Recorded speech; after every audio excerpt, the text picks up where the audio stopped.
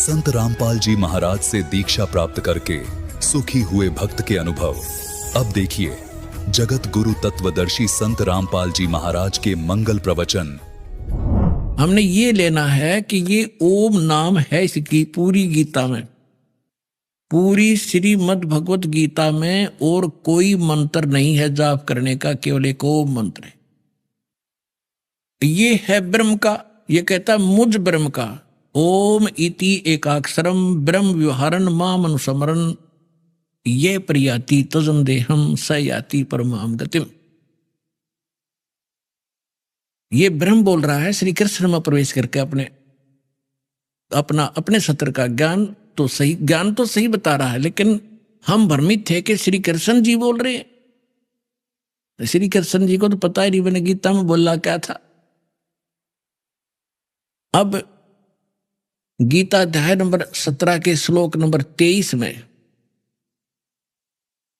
गीता ज्ञानदाता कहता है कि जो वो परमात्मा है, तत्व ब्रह्म है, उसकी भक्ति तत्वदर्शी संत बतावेंगे, उनसे पूछो। और उसका संकेत दिया है ओनली, देखिएगा गीता अध्याय नंबर 17 का, और ये श्लोक नंबर हम यहाँ आएंगे 23 पे। इसमें लिखा कि ओम तत्सत इति निर्देश ब्रह्मण तिर्विध समर्थ ब्राह्मणा तेन वेदा च यगा च विहिता पुरा। ये खुद का अनुवाद करते हैं ओम ओम तत् तत् सत सत। यह ऐसे यह 3 प्रकार का सच्चिदानंद घन ब्रह्म, ब्रह्मण सच्चिदानंद घन ब्रह्म अर्थात परम अक्षर ब्रह्म का नाम कहा है। ये है परम अक्षर ब्रह्म का नाम, और वो है केवल वो ओम मंत्र, वो है केवल ब्रह्म का मंत्र। अब जो दास आपको सिद्ध करना चाहता है कि ये गीता ज्ञान दाता ब्रह्म है और ब्रह्म का मंत्र है ओम, और ये ब्रह्मा विष्णु महेश का पिता है,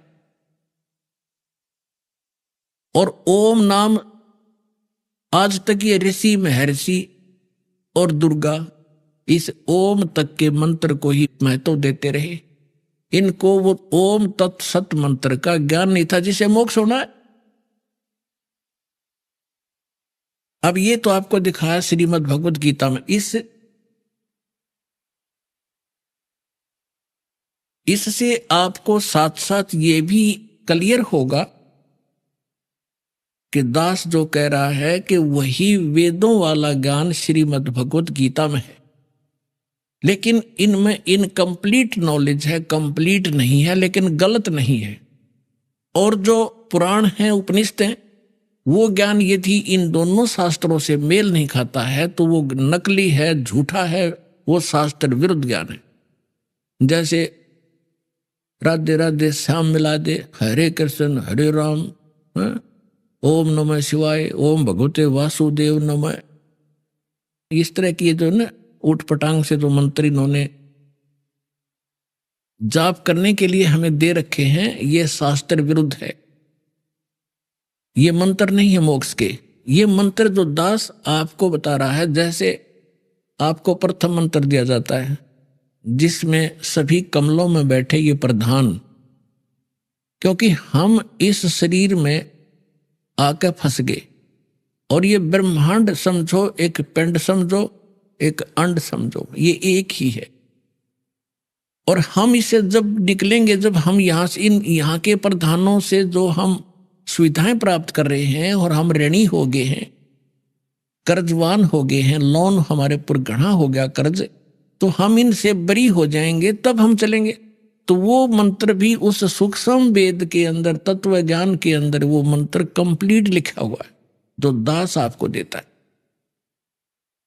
उसके बाद फिर मंत्र है वो सतनाम।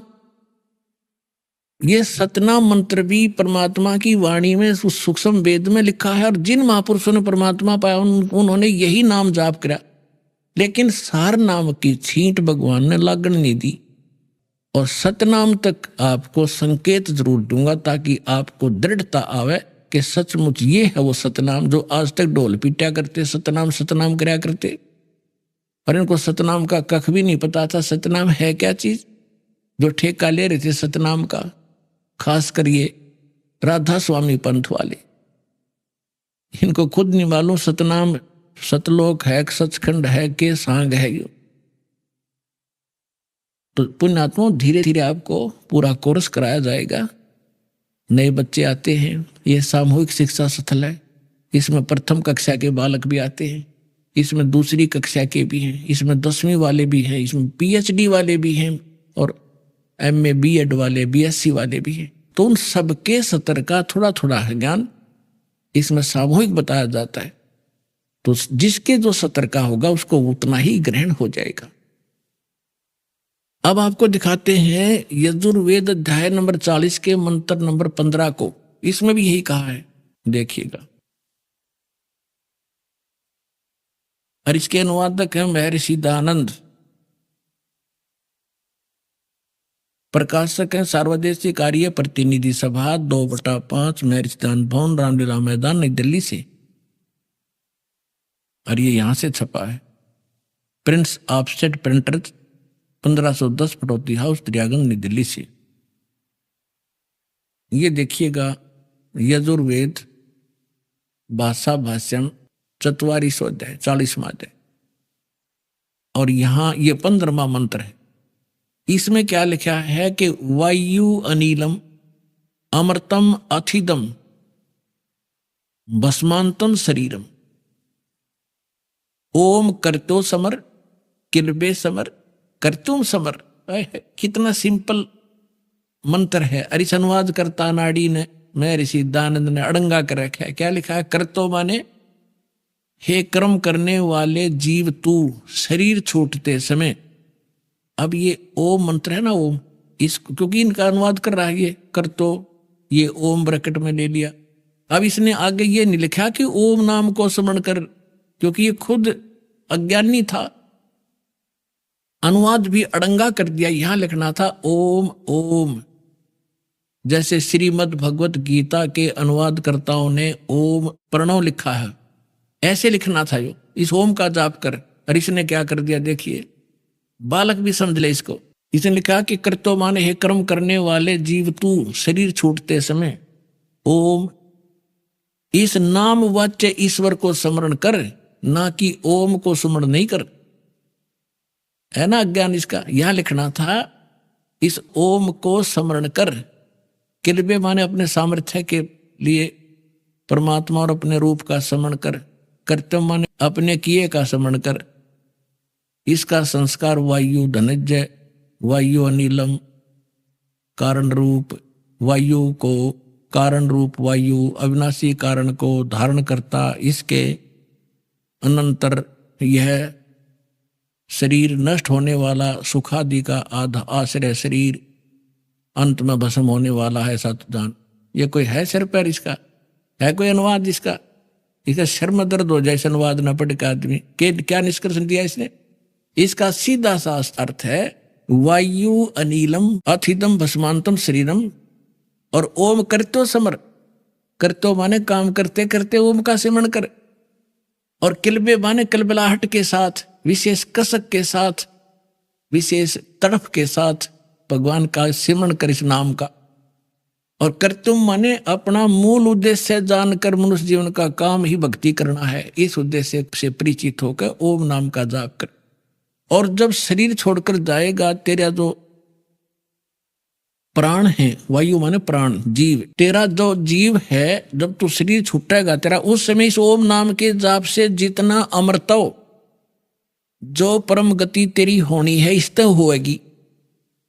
और यही श्रीमद् भगवत गीता अध्याय नंबर 8 के श्लोक नंबर 13 में गीता ज्ञानदाता कहता, ओम इति एकाक्षरम ब्रह्म विवरण माम अनुसमरण ये प्रयाति तजन देहम सयाति परमाम गति। मुझ ब्रह्म का केवल एक ओम मंत्र है।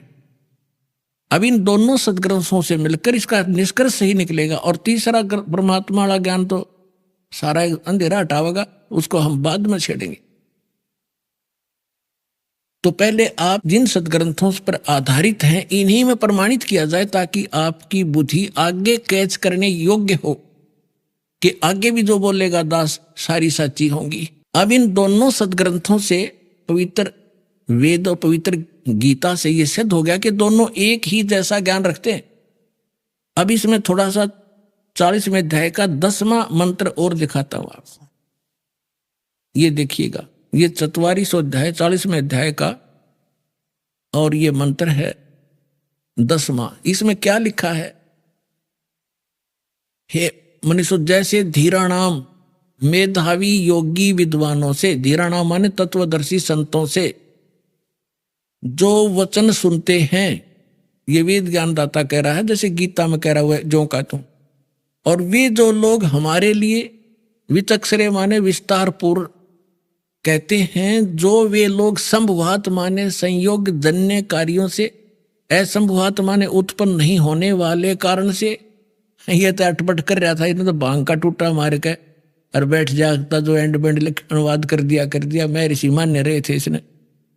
अब इसमें संभवात माने उत्पन्न होना, ये स्पष्ट है इन्हीं के शब्दों में। असंभवात माने उत्पन्न नहीं होने वाला, और संभवात माने जन्य यानी उत्पन्न होने वाला। संभवात माने उत्पन्न होने वाला, इसका सीधा सा अर्थ है कि कोई तो आहु माने कहते हैं, कोई तो कहते हैं कि परमात्मा उत्पन्न नहीं होता, और कोई कहते हैं कि परमात्मा उत्पन्न होता श्री राम और श्री कृष्ण रूप में।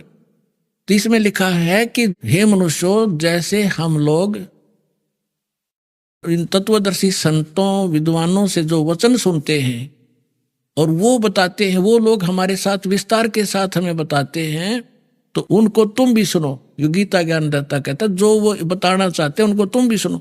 इससे सिद्ध है कि वेद में कंप्लीट ज्ञान नहीं है, जैसे गीता का ज्ञान है वैसा ये गीता अध्याय नंबर 4 के श्लोक नंबर 34 में कहा कि उस तत्व ज्ञान को जो सच्चिदानंद गण अपने मुख से बोलते हैं, वो तत्व ज्ञान है, उसको तत्वदर्शी संतों के पास जाकर समझ। देखिएगा, अब श्रीमद् भगवत गीता उठा ली हमने,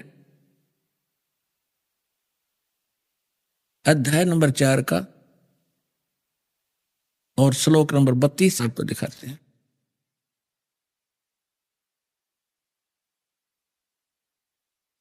ये देखिएगा,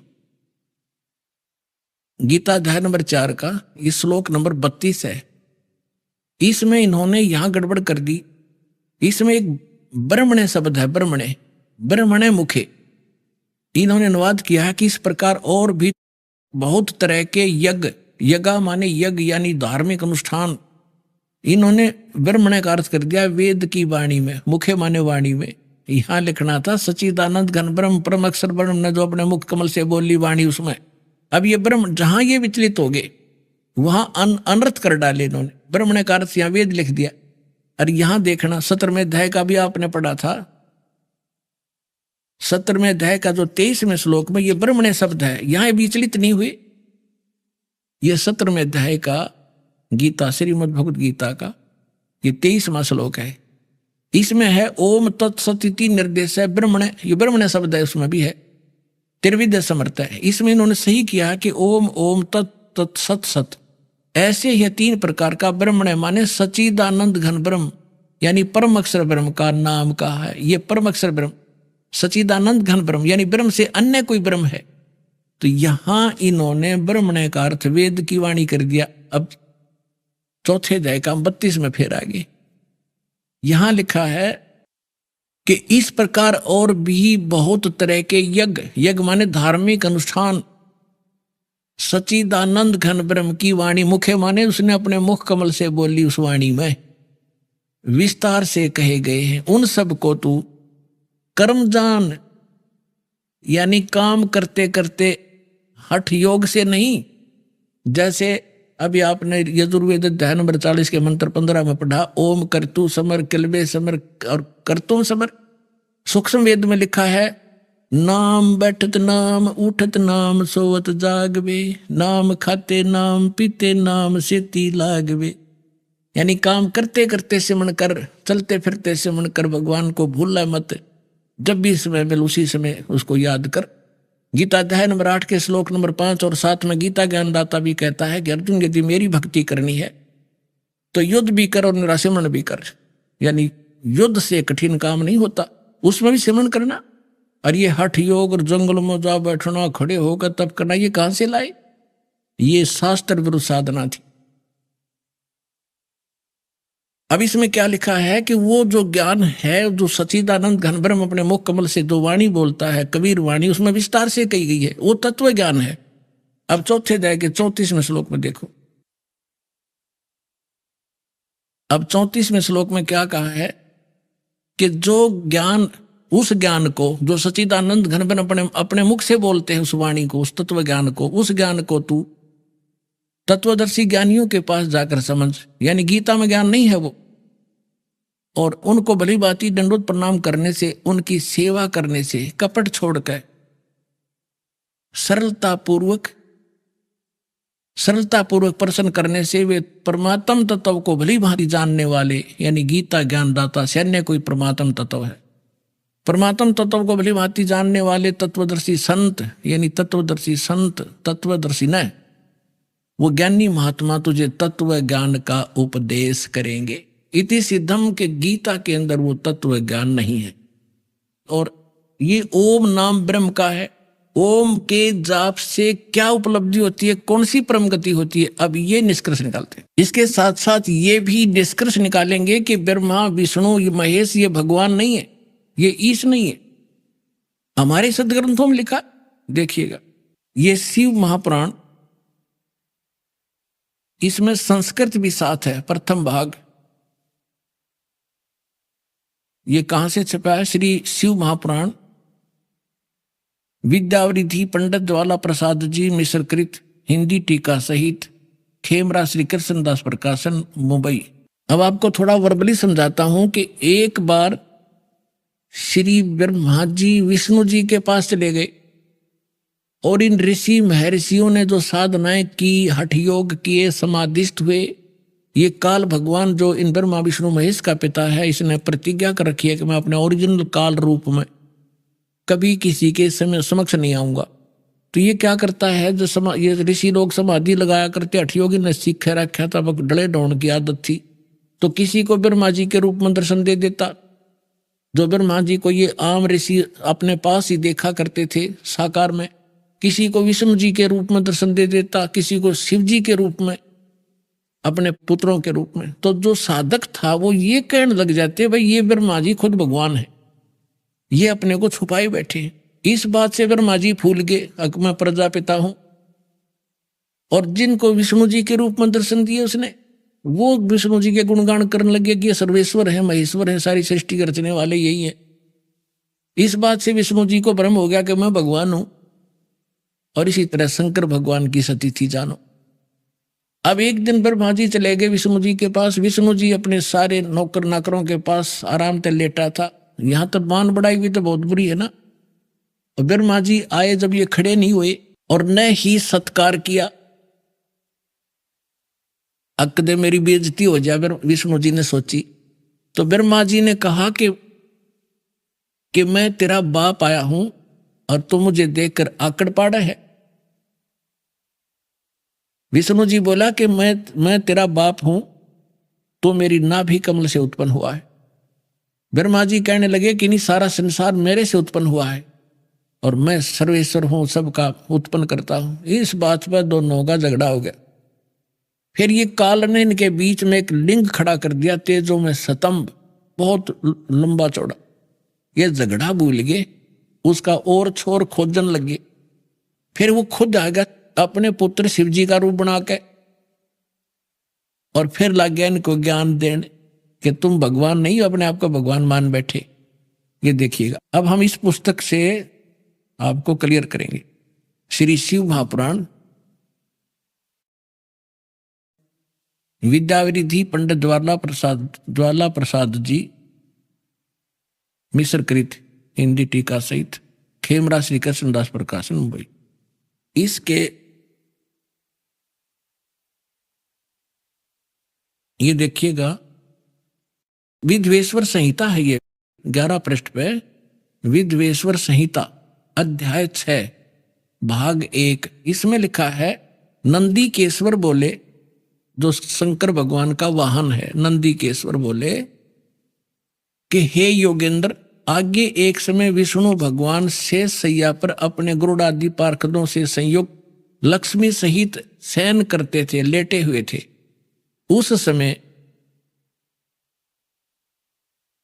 ब्रह्म ज्ञानियों में श्रेष्ठ ब्रह्मा जी अपनी इच्छा से वहां आए। सब प्रकार से सुंदर सेज पर शयन करते हुए कमल लोचन विष्णु जी से पूछने लगे, तुम कौन हो जो मुझे देखकर अभिमानी पुरुष के समान शयन करते हो? हे वत्स, हे बेटा। ब्रह्मा जी बोले विष्णु ने, विष्णु जी से कहने लगे कि हे बेटा उठो, मैं तेरा जनक आया हूं। हे वत्स उठो, देखो मैं तुम्हारा स्वामी आया हूं। आए हुए गुरु को देखकर, गुरु माने बड़े को, जो अभिमान करता है उस द्रोही मूड का प्रायश्चित होना उचित है। यह सुनकर विष्णु जी के अंतर में तक क्रोध हुआ, अंदर तक घना गुस्सा हुआ, पर ऊपर तक शांत, लोग दिखावा शांत रहा, बाहर से शांत रहे और बोले कि वत्स, ए बेटा तुम्हारा मंगल हो, बैठो, इस आसन पर विराजो। इस समय तुम्हारा नेत्र कुटिल और मुख वक्र क्यों हो गया, यानी टेढ़ी आंख क्यों कर रहा है तू? आजा, बैठ जा बेटा। ब्रह्मा जी बोले, हे वत्स, हे बेटा विष्णु, तुमको समय के प्रभाव से अभिमान है। हे पुत्र, मैं तुम्हारा रक्षक और जगत का पिता हूं। विष्णु जी बोले, ये सब जगत मुझ में स्थित है, तुम चोर के समान किस प्रकार अपना कहते हो? तुम मेरी नाभि कमल से उत्पन्न हुए हो, इससे मेरे पुत्र हो, मुझे पुत्र कहना व्यर्था है।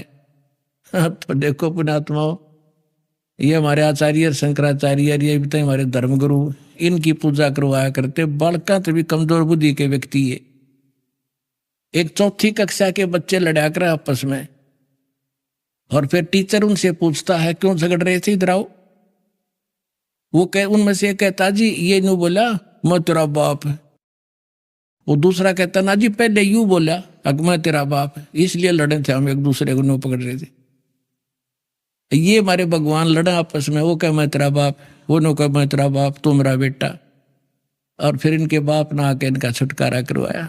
अब ये तो प्रसंग आगे ज्यादा ना बताकर, क्योंकि विषय आज थोड़ा सा दूसरा है।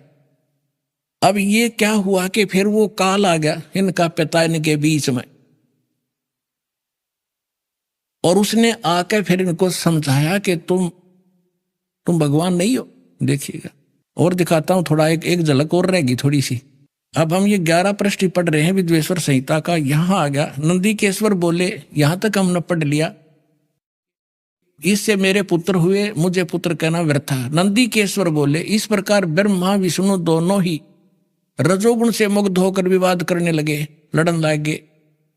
मैं श्रेष्ठ हूं, मैं स्वामी हूं, ऐसा कहकर एक दूसरे को मारने की इच्छा से युद्ध करने में उत्सुक हुए। संपूर्ण देवता विमान में बैठकर उस महाअद्भुत युद्ध को देखने चले आए, और आकाश में उनके ऊपर फूल बरसाने लगे। देख लो आगे देवता, अरे थरा गजब भैया। दो ये तो कटका मरने तैयार हो रहे दोनों भाई, और देवता ऊपर तो फूल बरसावे, कहां करते हो काम, मरो लड़के, शाबाश, बहुत अच्छा काम कर रहे हो। ये थे हमारे जो, हम जिनको ईष्ट और जिन ग्रंथों को हम सत्य मानकर पढ़ा करते, इसमें खाक ज्ञान है। दो भाई लड़ रहे हों तो भला पुरुष बीच में बढ़ा कर बचाव करा कर, ना भाई नाश हो जाएगा, झगड़ा नहीं करा करते। अरे देवता फूल बरसावे, खूब सारा युद्ध बढ़िया, लड़ो मरो कटकर, देखो कौन सा तगड़ा है। अब जब ये खुद आ गया, उनके बीच में खड़ा हो गया, स्तंभ खड़ा कर दिया, विष अपने पुत्र शिवजी के रूप में खड़ा हुआ है काल। अब फिर ये क्या बताती है, देखिएगा 17 पृष्ठ पे विद्वेश्वर संहिता। अब 17 पृष्ठ पर आ गए हम। विद्वेश्वर संहिता भाग 1 अध्याय 9, वो 5 था। इसमें फिर यहीं से शुरू होता है कि नंदीकेश्वर फिर आगे बता रहे हैं। नंदीकेश्वर बोले, इस प्रकार उन दोनों की अज्ञानता, ब्रह्मा विष्णु महेश की अज्ञानता और वैर को दूर करने के अर्थ, यानी दूर करने के अर्थ उन दोनों से कहा, ब्रह्मा और विष्णु से कहा उस काल ने।